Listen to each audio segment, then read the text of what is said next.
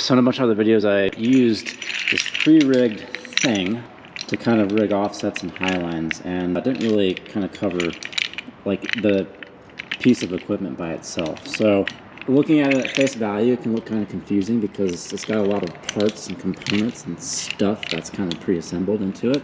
And some people would argue that it's super specialized and only does like one thing for you. But actually, for as specialized as it is, it does a lot more. And so I like to think of this assembly and maybe draw a parallelism with, I don't know, for people who are savvy with vehicle extrication. We want to stabilize or grab like the undercarriage or something of a car or a vehicle.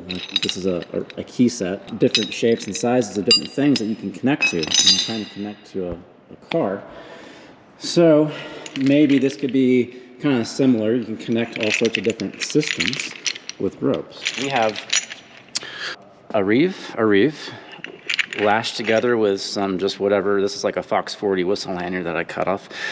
So we're tied up top here, and then I have 1, 2, 3, 4, 5 pencil rings all interconnecting the reeve into one assembly. On the far ends, I have mirrored ASAP 20s for highlines, as well as independent self-belays with ASAPs for other offsets. A pulley and a pulley for reeving highlines. And then on the centerpiece, you know, over the course of a year, I've kind of played around with the connectors.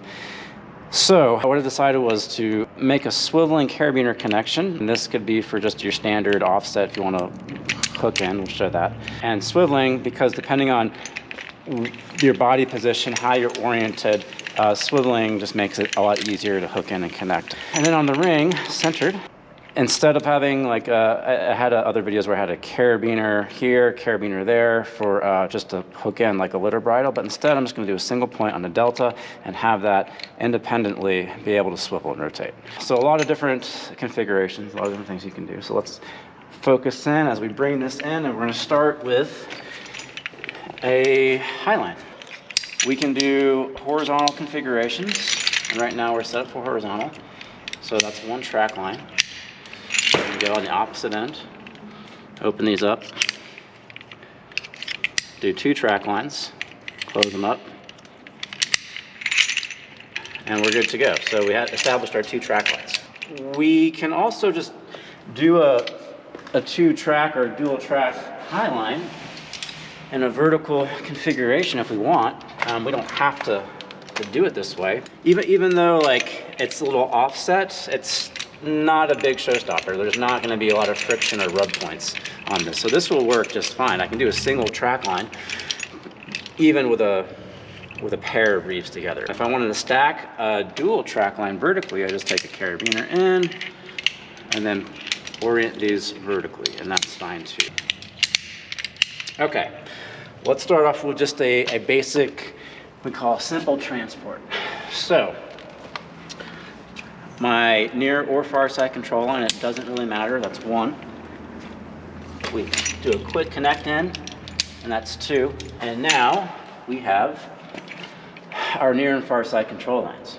If we're concerned about failures for whatever, historically, like we want some sort of shock absorbing capacity, and that's what the shock absorbing packs do. And it dumbs down the rigging, so we don't have to worry about what we're doing here. We can just tie an inline knot and hook in, and we're good to go. I don't want to do like a long tail bowline and then have like a long tail down for additional connections, because if this does deploy, whatever's connected down here will deploy too. So that's kind of why I don't want to have, I don't need anything else here. If I didn't want the tear here, and maybe the control lines had like Maestro's devices that were belay devices, maybe I don't have to use this if I don't want to on the near and far side. Instead I can just tie directly into my carriage and not even worry about proselyte bypasses or anything. So kind of a different school of thinking, different train of thought. So here, like just your standard long tail bowline will work too. This will accommodate that just as fine. Where do I tie in? I can tie into any one of these rings. It doesn't really matter. I'm just going to tie in the outer one just for cleanliness and simplicity. So let's just make it a long tail.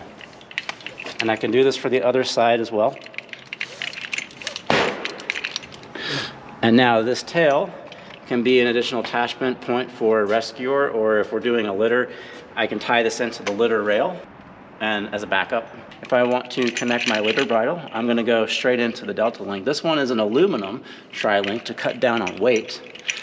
Do we have to use these rings? Yes or no? I like to use the rings. It's just more clean. If I went with like a carabiner in here, it does kind of tend to tri-load. And a tri-link or delta link versus the rings, I just liked the way the rings behaved a little bit better, but you can do whatever you want here. And I don't want to go loops directly into the tri-link, because that would, the way this thing sits in there, these loops would turn this way and it would torque our head bridle in an unfavorable way. So that's why loops to the rings is my preferred way. But this is not all that critical. These are just all these little things that help kind of make the rigging clean and nice. So now we have our 4-point litter bridle and a tri-link. It can independently swivel regardless of what's going on here, so we can maneuver a litter basically 360. That might help when negotiating, like when we're approaching high directionals on either side of the span, or when the kind of like that initial edge transition. I don't want to be connected into the system if I don't have to, but if I as a rescuer do want to be in the system, we can easily accommodate that with my personal set of 4s, blue to you. Where do I hook in here on my set of 4s? Anywhere I want. Higher up on these rings is probably more ideal.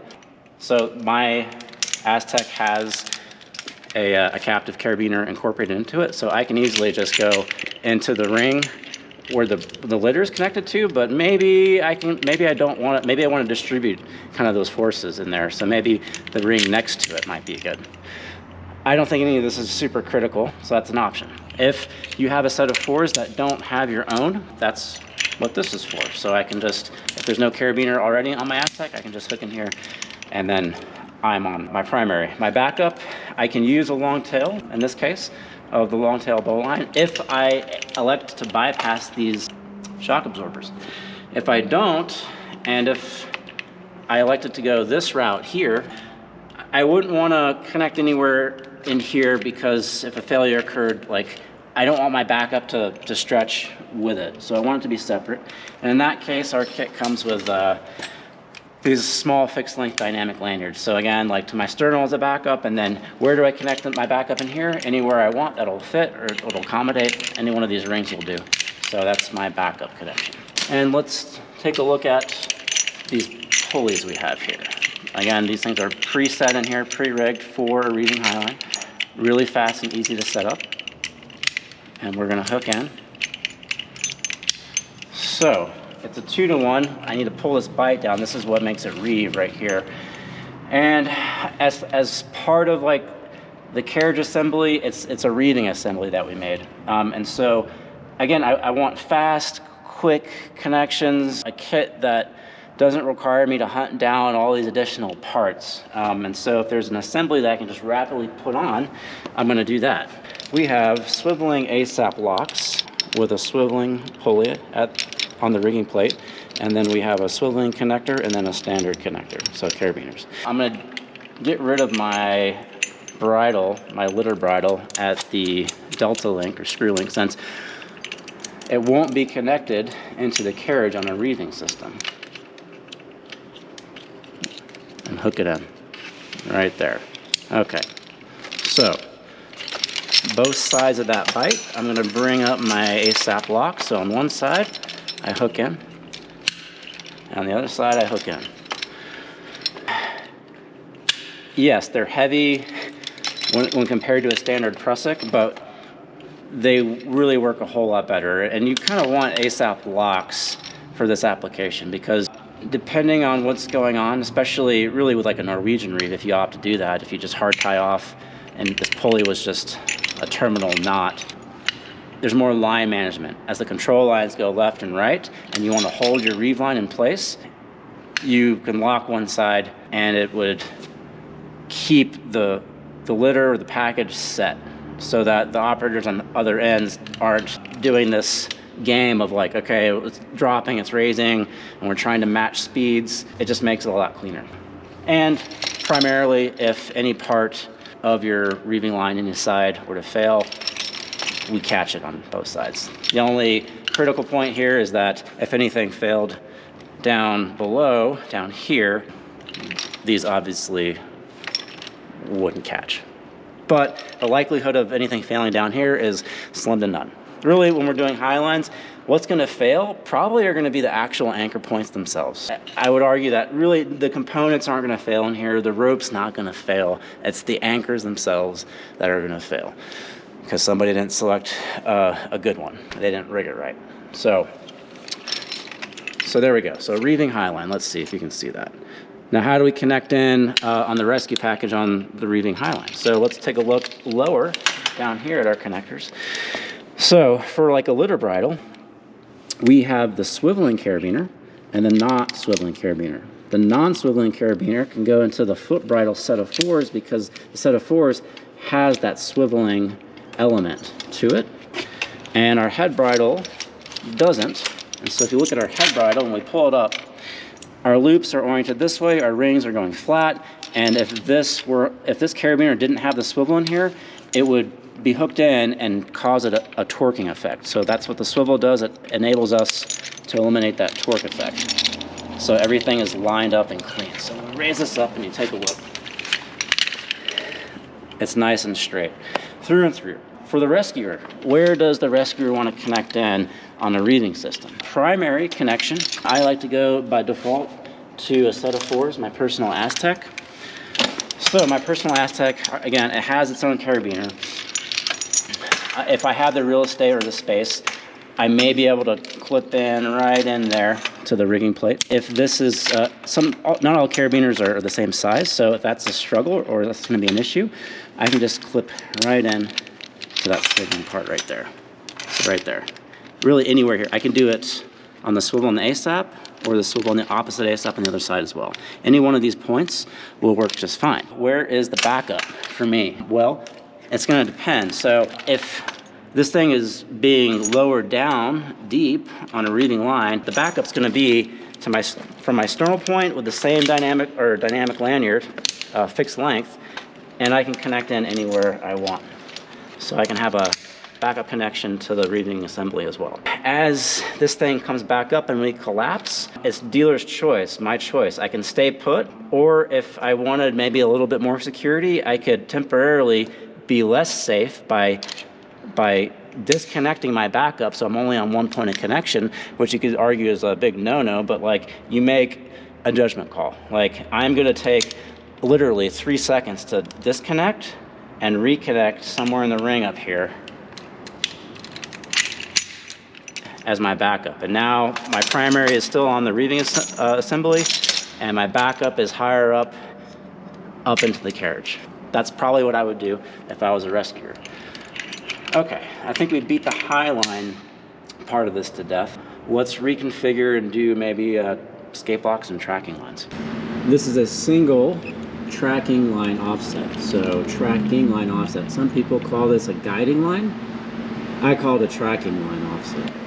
We can get away with a single tracking line only if, well, one, we want to keep the internal catenary angle to 120 or less. This as a general best rule for common rigging. But really, if we're doing a single tracking line offset, I can get away with this only if I keep the package a meter off the ground or the face of the wall, because if this fails, your main and your belay, while they do arrest the plummet fall, if this fails and it's out, it'll swing and hit the face. So if we're going to exceed a meter off the floor or the wall, we want to double up and put 2 tracking lines. So 2 tracking lines in case one fails, or at least consider doing that. Just rig carefully. As far as the connection and where we feel like we should connect, there's a couple options here. 2 options really I'll cover.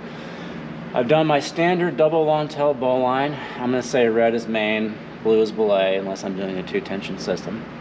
And I've hard tied it into the ring. I can do any ring. And I have long tails for a rescuer's backup. And then this can go to a litter rail or just by itself.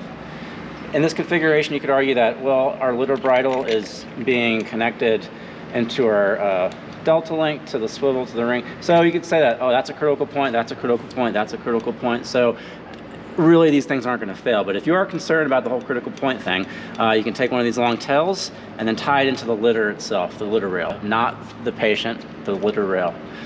So I personally don't like this configuration in the tracking line offset, because if I wanted to get rid of my tracking line component and just use a main and a belay, I can't. I'm stuck. Like, my main and my belay are hard tied to the carriage. So I'd rather rig this and do like your standard classic double long tail bowline into the yoke of the bridle. So let's show that. This time, double long tail bowline into the litter bridle itself, or the rescue package. If it's a single person, I can just clip my set of 4s in here. I have my standard long tails for backups. And I like this configuration a little bit better. I just take that swiveling carabiner that's pre-rigged into the carriage assembly right here, clip it into the yoke. And what's great about the swiveling carabiner is, depending on, if it's not swiveling and this carabiner, the gate was out this way, it might be hard for me to visualize what I'm doing. So I can just turn it, see it. It makes it a lot cleaner, a lot easier to rig. Now, if I wanted to ditch this, I can ditch the tracking line altogether and still independently operate my main and belay. A little bit easier, because I can still, even with like a little bit of tension or detension, I can just get rid of it while everything's still hooked up and connected, and just pop it out, and then I'm just on my main and belay, and this is just hanging there loose. If you look here, your main and belay lines are going out this way, and you should hook in forward with your carriage and your carabiner. If you put this carabiner and you hook in on the backside here, these ropes could potentially rub on the gate of the carabiner, which is something that happened with a twist lock inadvertently. We caught that. That's why it's a tri-act 3-stage auto locker, in case somebody inadvertently puts this carabiner on that side where tension lines could alter the gate. In this configuration, I'm utilizing both sets of the Reeves. Red and blue, it's a dual, so 2-tension rope system, ground-based. The operators are operating everything that way. It's coming up into the carriage, up through our directional, down, and just like with the single line tracking line, I can do like a connection into the carriage, but I don't want to do that. I like going straight into like the yoke for a bridle, and then hooking the carabiner for the pulley system in. Again, I don't want to put this carabiner on this side here, because this will rub against that gate. So I just want to put this on the leading edge. So notice that we aren't using any of the built-in shock absorber, ASAP's 20s. I'm not using the pulley. I'm not using the swiveling aluminum tri-link, or the other pulley for the Reeving assembly, or the other ASAP absorber 20 shock absorber. So right now, all these other things aren't in play. It's just a swiveling carabiner. Basically, this is basically a carabiner and a double sheath pulley in this form. So, dual escape lock offset. Let's switch it up. We'll do single escape lock, hybrid with the tracking line offset. We reconfigured. We got rid of the dual escape lock, so the double long tail bowline is no longer here. It's now just a single long tail bowline. The single long tail bowline, this is our main escape block working line. As it comes up through the block and then down on itself. This is just your classic escape block. This could just be a carabiner and a single sheath pulley here. And then this red line goes down and it's ground based. The hybrid version of this, where we took the blue line, instead of doing a dual escape block, we hard tie, and we can hard tie high or hard tie low, but here we hard tied high, fix this line, and we're gonna set mechanical advantage down low on the low side.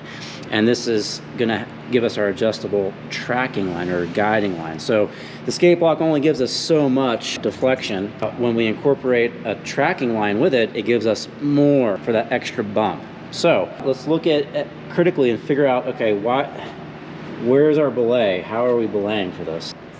With this carriage, since I have these energy absorbers, it doesn't matter which way I orient this, I can now take a separate ASAP, and now I don't need to worry about like having any more lines for a belay. I just use what's already here on the assembly, and I'm gonna do an independent self belay with ASAP onto the tracking line. So let's rig that up. In. Okay. If our skate block working line were to fail and we did not have this part in here, this whole package would coast along the tracking line, and that's a failure, a critical fail.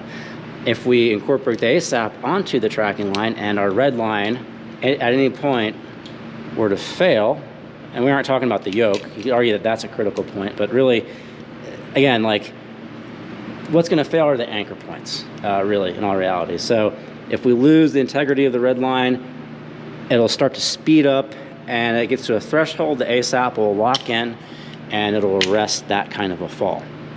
This is called an independent self-belay. Easy to rig with this pre-rigged kit that we have with the energy absorber. We don't need an additional belay line. So now the question is, well, what if the tracking line were to fail?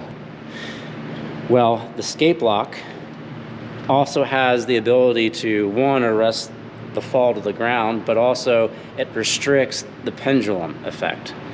So depending, and again, like with a guiding line or tracking line offset, you don't want to have this huge catenary angle. You want to be relatively like closer. It's like this moderate tension. So if it does fail under its max tension, yes, the red line, the skate block, will collapse in and you will pendulum. That is a consideration to take into account, because maybe there's something here that you might hit, but it's not like a full plumb line pendulum swing. So there is some limited belay capability in the skate block itself where we don't need another line or an additional tracking line. So our carriage kit, our pre-rig carriage kit, meant for Highlines, all types, simple transport, drooping, reeving, horizontal, sloping, steep, also suited for dual skate block offsets, also suited for a skate block tracking line hybrid offset, also suited for single tracking line or guiding line offset, as long as we keep it within 1 meter of the wall or face, also suited for a two rope or two line tracking line offset if we wanted to deflect even further than 1 meter off the face. These connections will accommodate all those things, although like at any given point in time you might not need all these components, but they're there. You don't have to go hunting for gear. Weight, I don't think it's that heavy, all things considered. So yeah, pretty versatile for its perceived specialized appearance.